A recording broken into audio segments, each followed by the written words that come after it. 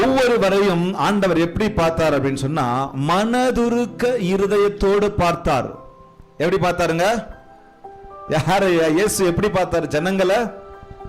மனதுருக்க இருதயத்தோடு ஆண்டவர் யாரை பார்த்தாரு? ஜனங்களை பார்க்கும்போது பார்த்தார்.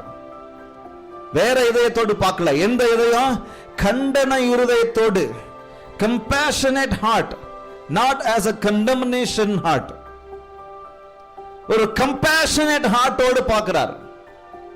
மனதுருகி அவர் பார்க்கிறார்.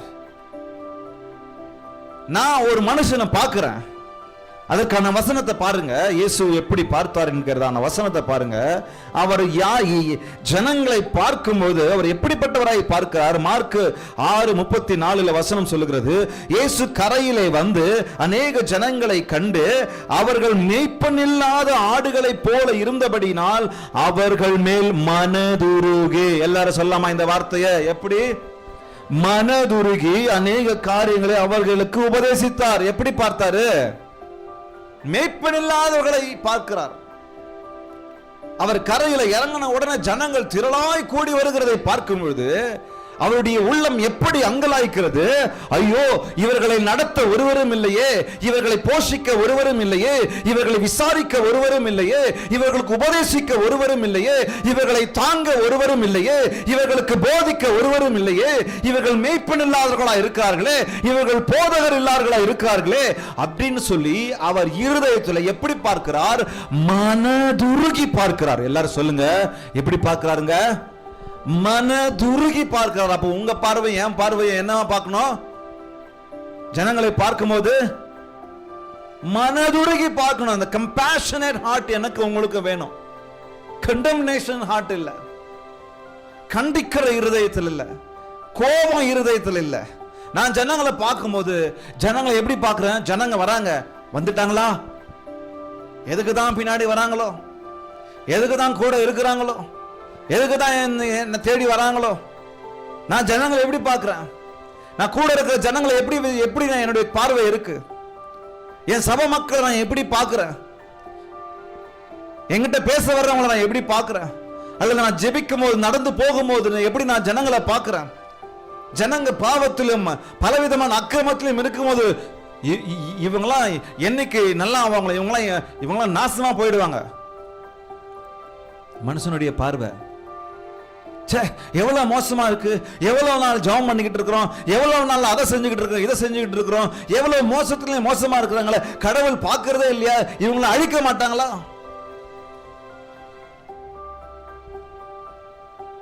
ஏன்னா மாம்சீகமா நம்ம பார்க்கிறோம், நம்ம கண்ணில் பார்க்கிறோம், நம்ம பார்வையில பார்க்கிறோம், நம்ம விஷன்ல பார்க்கிறோம். ஆனால் கர்த்தர் எப்படி பார்க்கிறார் தெரியுங்களா? அவர் திரளான ஜனங்களை கண்ட போது அவர்கள் மேய்ப்பனில்லாதவர்களாய் இருக்கிறார்களே, மேய்ப்பனில்லாதவர்களாய் இருக்கிறார்களே, மேய்ப்பனில்லாத ஆடுகளை போல் இருந்தபடியால் அவர்கள் மேல் மனதுருகினார். மத்தேயு 9:36 அதே வசனம் அதே போல இருக்கு. அவர் திரளான ஜனங்களை கண்டபோது அவர்கள் மேய்ப்பன் இல்லாத ஆடுகளை போல தோய்ந்து போனவர்களும் சிதறடிக்கப்பட்டவர்களுமாய் இருந்தபடியால் அவர் பார்க்கிறாரு, ஐயோ இவங்க சிதறடிக்கப்பட்டிருக்கிறாங்களே, இவ்வளவு மோசத்திலும் மோசமா இருக்கிறாங்களே, இவ்வளவு சோர்ந்து போயிருக்கிறாங்களே, இவ்வளவு தோய்ந்து போயிருக்கிறாங்களே, இவ்வளவு நெருக்கடியில் இருக்கிறாங்களே. கொஞ்சம் அப்படியே லிட்டரல் அந்த பிக்சரை கொஞ்சம் யோசிச்சு பாருங்க. இந்த பிக்சர் அந்த பிக்சர் இல்லை, ஒரு பிக்சரை யோசிச்சு பாருங்க. கண்ணை மூடி ஒரு மாதிரி இல்லை, அல்லது ஒரு ஒரு ஒரு விதமான அந்த யோசனை யோசிச்சு பாருங்க. ஜனங்கள் கூடி வராங்க. இங்க கூட போட்டிருக்கு பாருங்க, ஒருத்தர் குருடாரா இருக்காரு, ஒருத்தர் சப்பானியா இருக்காரு, ஒருத்தர் காலை இப்படி வச்சுட்டு வந்துருக்காரு, கையில் என்னென்ன. ஜனங்களை அவரை தேடி வர ஜனங்கள் ஒவ்வொருத்தரும் ஒவ்வொரு விதமா இருக்கிறாங்க, வித்தியாசமா இருக்கிறாங்க. நான் மனுஷன் பார்வையோடு நான் அவங்கள பார்த்தேன்னு சொன்னா, ஐயோ நான் என்ன செய்யறது? இவங்களுக்கு நான் என்ன செய்ய முடியும்? இவங்க என்கிட்ட ஒண்ணுமே இல்லை, என்னத்தை நான் இவங்களுக்கு கொடுக்க முடியும்? ஜனங்கள் சில பிச்சை கேட்கிறவங்க வரும்போது நமக்கு ஒரு மாதிரி ஆகுது. நம்ம கிட்ட கொடுக்கறதுக்கு ஒண்ணும் இல்லை, நமக்கு ஒரு மாதிரி ஆகுது. சில ஏழைகள் எளியவர்கள் வரும்போது நம்மளால எதுவுமே செய்ய முடிய மாட்டிருக்கு, அவங்களுக்கு பணத்தை கொடுக்க முடியலையே. அந்த மாதிரி சூழ்நிலை நம்ம இருக்கும்போது நம்ம பார்வை எப்படி இருக்கு? ஐயோ, இந்த இடத்தை விட்டு விலகி போனா நல்லா இருக்கும்.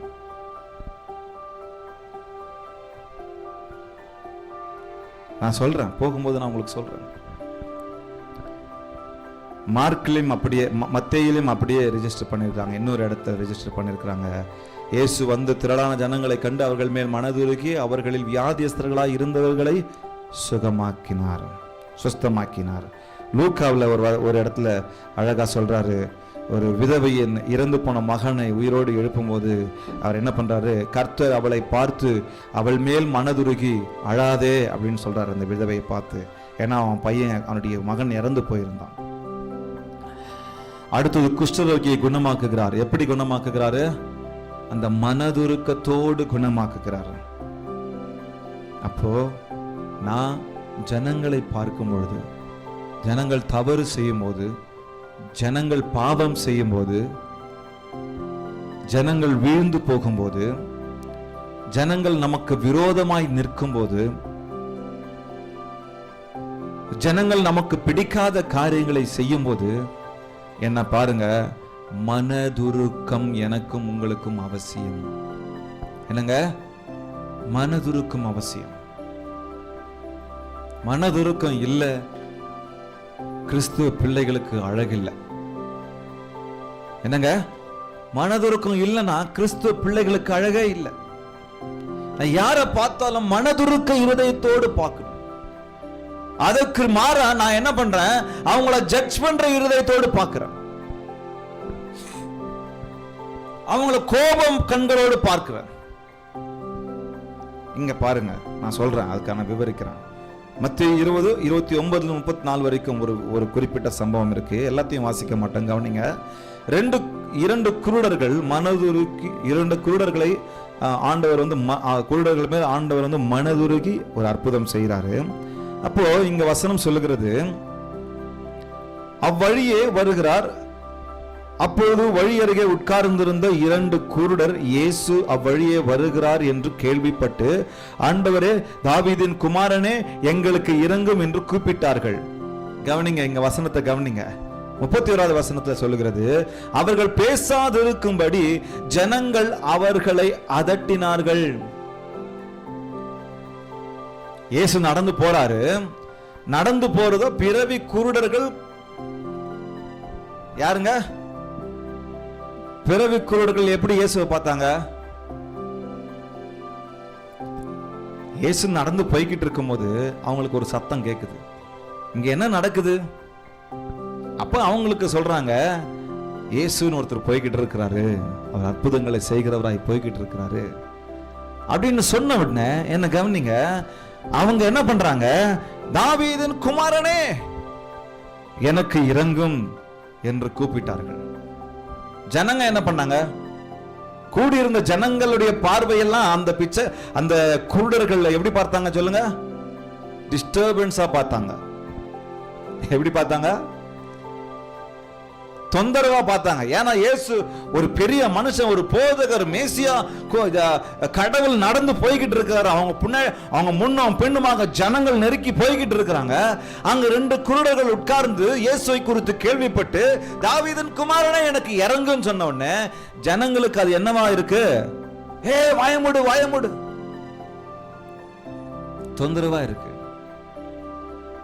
அதட்டுறாங்க ஜனங்க. ஜனங்களுடைய பார்வை வேற மாதிரி இருந்துச்சு.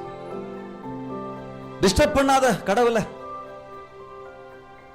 பாஸ்டர் டிஸ்டர்ப் பண்ணாதீங்க. இன்னைக்கு பாஸ்டர் டிஸ்டர்ப் பண்றது பெரிய பிரச்சனை ஆயிடுச்சு. பிஷப்பை டிஸ்டர்ப் பண்ணாதீங்க, அவர் தூங்கிக்கிட்டு இருக்கிறாரு. பாஸ்டர் டிஸ்டர்ப் பண்ணாதீங்க, தாவீதின் குமாரனே, எனக்கு இறங்கும். கூட இருக்கிற ஜனங்களாம் என்ன பண்ணுவாங்க? இந்த கூட இருக்கிற ஜனங்களுக்கு தான், ஜனங்கள்னால தான் இந்த பாஸ்டர்களுக்கே கொம்பு முளைச்சிடுது. சிரிக்க மாட்டீங்களா? பாஸ்டர்களுக்கே கொம்பு முளைச்சிடுது. ஆனா ஆண்டவர் பார்வை பாருங்க, நின்னுறாரு. ஆண்டவரே, தாவீதின் குமாரனே, எங்களுக்கு இரங்கும் என்று அதிகமாய் கூப்பிட்டார்கள். அவங்களுக்கு வேண்டியது அவங்களுக்கு வேணும் இல்ல, அவங்கள விட வேற யாருக்கு என்ன அந்த பிரச்சனை? நீ சொல்லிட்டு போறப்பா கூப்பிடாதன்னு சொல்லி, ஆனா எனக்கு ஒரு அற்புதம் வேணும் அப்படின்னு சொல்லி இந்த ரெண்டு கூடுகளும் கத்துறாங்க. கத்தும் போது இயேசு, சொல்லுங்க, இயேசு நின்று, கரங்களை தட்டலாமா? இயேசு நின்னுட்டாரு. இயேசு நின்னுட்டாரு. நின்று அவர்களை தம்மிடத்தில் அழைத்து, உங்களுக்கு என்ன செய்ய வேண்டும் என்றிருக்கிறீர்கள் கேள்வி கேட்கிறாரு. அதற்கு அவர்கள், ஆண்டவரே, எங்கள் கண்களை திறக்க வேண்டும். இப்போ இங்க எப்படி சொல்றாங்க பாருங்க. வசனம் சொல்லுகிறது, அழகா மத்தேயு குறிப்பிடுறாரு, இந்த வார்த்தையை போடுறாங்க. இயேசு அவர்கள் கண்களை தொட்டார். அப்படி போடல, இயேசு அவர்கள் கண்களை தொட்டார், உடனே பார்வையடைந்து அவருக்கு பின் சென்றார்கள். அப்படி போடல. இயேசு எப்படி தொட்டாரா? மனதுருகி கண்களை தொட்டார். ஆனா ஜனங்க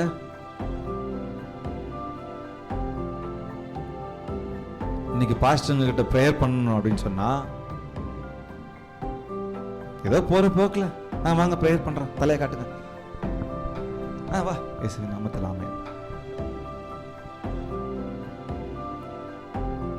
அங்க உள்ள என்ன இருக்கு? ஒரு கரிசனை இருக்கா? ஒரு பேருக்கு தான் இன்னைக்கு அநேகர் ஊழியம் பண்ணிட்டு இருக்கிறாங்க. இன்னைக்கு அநேகர் பெயருக்கு பிரசங்கம், பெயருக்கு ஊழியம், பெயருக்கு ஹீலிங் மீட்டிங், ஹீலிங் சர்வீஸ், அந்த சர்வீஸ், இந்த சர்வீஸ், நானும் காமிச்சுக்கணும், சர்வீஸ் நடத்துறேன், பிரேயர் நடத்துறேன், மீட்டிங் நடத்துறேன்.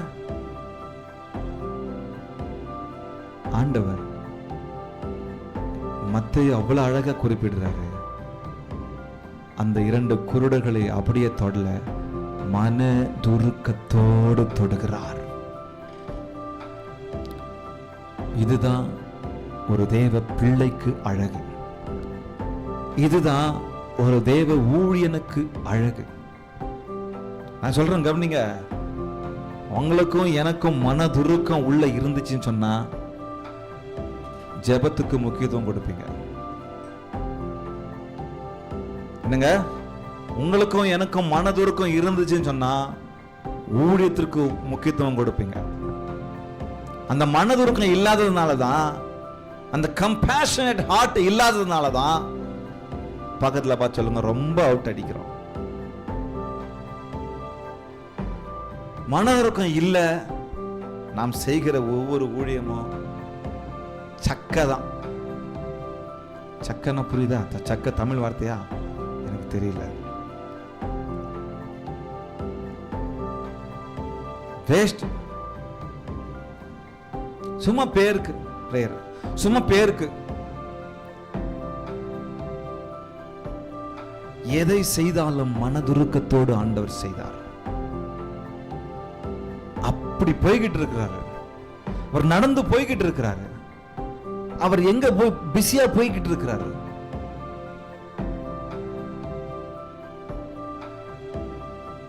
ஒருவேளை யாருன்னா கற்பனை செஞ்சிருக்கலாம், உங்களுக்கு வேலை நிறைய இருக்குதுப்பா, நீங்க போங்கப்பா, this is not your business, இதுக்கா நீங்க வந்தீங்க, நீங்க போங்கப்பா கூட இருக்கு. ஆனா சொல்லியிருந்தாங்கன்னா, ஆனா ஆண்டவருக்கு தெரியும், திஸ் இஸ் மை பிசினஸ், இதுதான் என்னுடைய வேலையே. அப்ப உங்களை பார்த்து நிறைய பேர் சொல்லுவாங்க, ஊழியன் ஊழியன் ஓடுறீங்களா, கடவுள் கடவுள் ஓடுறீங்களா, ஜெபம் ஜெபம் ஓடுறீங்களா, this is not your business. அப்ப நீங்க பார்த்து உங்களுக்குள்ள மனதுருக்கம் இருந்துச்சுன்னு சொன்னா நீங்களும் நானும் என்ன சொல்லுவோம்? கடவுளே, இதான்டா என் வேலையே, இதுதான் என் பிசினஸ். பிசினஸ்னா வேற மாதிரி எடுத்துக்காதீங்க, வியாபாரம் நினைச்சுக்காதீங்க. அது ஒரு டேர்ம், அது ஒரு வார்த்தை சொல்லுவாங்க. I called for this. இதுதான் என்னுடைய வேலையை, இதுக்கு தான் நான் அழைக்கப்பட்டேன், இதுக்கு தான் நான் ஒப்பு கொடுக்கப்பட்டேன், இதுதான் என்னுடைய வேலையை. அப்போ நான் மனதுருக்கம் நிறைந்தவனாய் நானும் நீரும் இருக்கணும். ஜனங்களுக்கு அந்த குருடர்கள் கூப்பிட்டது இயேசுவை தொந்தரவா இருந்தது. ஆனா சரி, ஏதோ கூப்பிட்டாங்க, 2 குருடர்கள் உட்கார்ந்துட்டு இருக்கிறாங்க. சரி, போப்பா, கைய வச்சுட்டு போப்பா. அப்படி செய்கிறவர் என் கடவுள் இல்லைங்க. அப்படி ஏதோ பொத்தாம் பொதுவா செஞ்சுட்டு போறவர் என் கடவுள் இல்ல. அவர் ஒவ்வொருத்தருக்கும் பர்சனல் காடா இருக்கிறார். ஒவ்வொருத்தரும் தனிப்பட்ட விதத்துல விசாரிக்கிற தேவனா இருக்கிறார். அப்போ அங்க வந்து சும்மா எதை செஞ்சுட்டு போல, மனதுருகி தொடுகிறார். கரங்களை தட்ட மாட்டீங்களா? மனதுருகி தொடுறார், மனதுருகி தொடுறாரு. பெயருக்கு எதையும் செஞ்சுட்டு போல, வாங்க பாஸ்டர் வீட்டை விசிட்டிங் பண்ணுங்க, வரேன், அப்பாயின்மெண்ட் கொடுக்குறோமா, வாங்க எங்களை விசாரிச்சுட்டு போங்க, எங்க வீட்டுக்கு வாங்க. சரி நான் வரேன். ஒரு ஜெபம் பண்ணுங்க. ஓகே, போங்க, கையை வச்சுட்டு. என்ன பெருமை! ஒரு மனதுருக்கம் உள்ள இருக்கா? ஜெபம் பண்ணும் போதே மனசுக்குள்ள ஓடும், இவன் என்ன செஞ்சானோ, என்ன பாவம் செஞ்சானோ. அவருக்கு பாருங்க அந்த மனசு இல்ல, அந்த கண்டம்னேஷன் ஹார்ட்டே இல்ல. யாராவது நம்ம ஜெபம் பண்ண கூப்பிட்டா நமக்கு, அவங்களுக்கு ஜெபம் பண்றதுக்கு முன்னாடி நமக்குள்ள என்ன ஓடு தெரியுமா? யாருக்கா எதோ ஆயிடுச்சு, அவன் அதை பண்ணிட்டான், அவன் வாயை கட்டுறதில்ல, அவன் இதை கட்டுறதில்ல, அவன் அதை கட்டுறதில்ல, அதனாலதான் ஹாஸ்பிட்டலுக்கு போயிட்டான், அதனாலதான் இந்த பிரச்சனை, அதனாலதான் அந்த பிரச்சனை. பக்கத்துல பார்த்து சொல்லுங்க, கொஞ்சம் மனதுருக்கம் இருக்கட்டும். ஏதோ பண்ணிட்டாப்புல, கொஞ்சம் மனதுருக்கத்தோடு போய் ஜெபம் பண்றது கூட ஆவலன்னா எனக்கு உங்களுக்கும் இங்க அதான் நடக்குது.